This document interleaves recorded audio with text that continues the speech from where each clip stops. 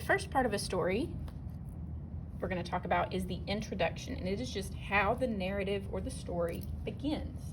Now, the introduction introduces different parts of the story. One thing that it introduces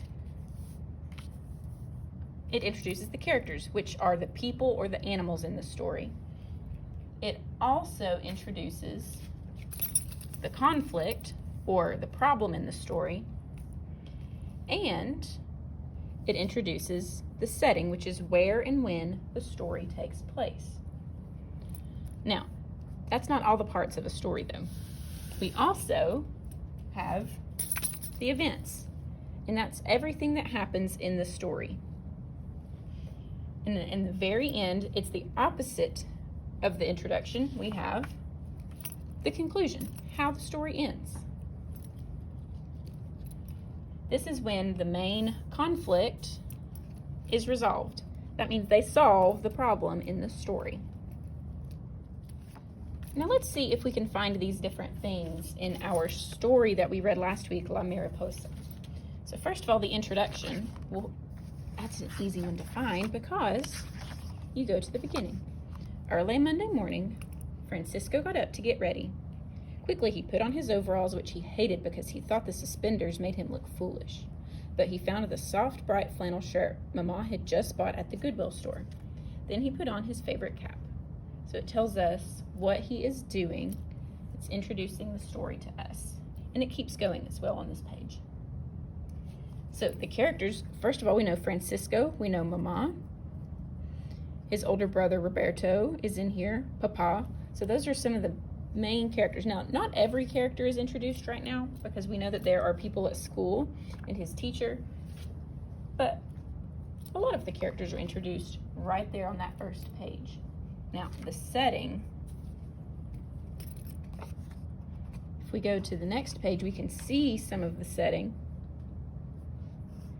And Mama stayed home to take care of little Jose and set up their new home in Tent City. So we know that's where he's living, and then he's going to school here soon. That's another setting in this story. The conflict is that once he goes to school, Francisco doesn't speak English, and the people at school don't speak Spanish. So that's a problem. And the events are everything that's going on in the story. So him finding the caterpillar, him and Curtis getting in a fight. All of these things are the events. And then at the very end, when Francisco wins the blue ribbon for his drawing and lets go of the Mariposa, and then he and Curtis become friends, that is how the narrative ends. That is the conclusion in this story. So what we are going to do is you're going to write your own story. But we have to plan it before we start writing it. So this is just going to be a plan to help you get your thoughts on paper. So think of a memory, a story, something that happened to you that you would like to write about. For me, I'm thinking about a time that I went to the beach with some friends, but then we couldn't even find the beach. So to start my plan, I'm going to put my name on it first of all. To start my plan, my characters are me, which is Mrs. Larkins, and I had some friends with me at the beach. Their names are Sarah, Anna, and Hope. So I was not by myself. I was with 3 of my friends. Now the conflict I just told you is we couldn't find the beach. That's the whole reason why we went, was to go to the beach, and then we couldn't find it. The setting was, it's an island in South Carolina called Seabrook.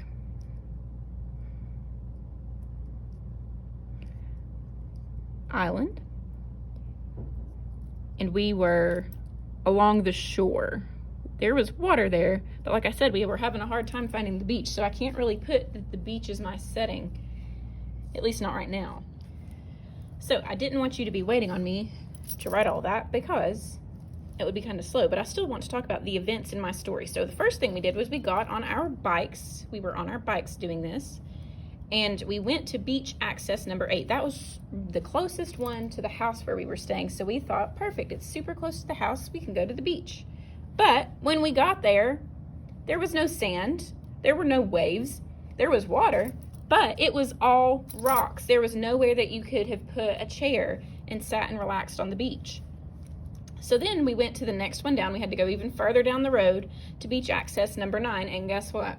When we got there, it was still rocky. There was nowhere to put anything to enjoy a day at the beach. So we were all kind of getting frustrated. All of us girls were saying, like, where in the world did we come all this way to go to the beach and it's just a bunch of rocks? But then we finally went to beach access number 10, which was even further away from the house. We had to keep going on down the road. It was like a mile away from our house. And when we walked through the little, on the boardwalk, finally at the end of it is a sandy beach. We had finally found a beach where we could put our stuff. So we set up our chairs and our umbrellas and our towels, and we were able to enjoy the beach and laugh together about our adventure of going all the way to the beach and not even being able to find it. So I want you to think of your own story and work on this personal narrative plan. And I put a note on the top of your paper. I said, please send me a picture on Dojo. So I want to see your plan and what you're writing about.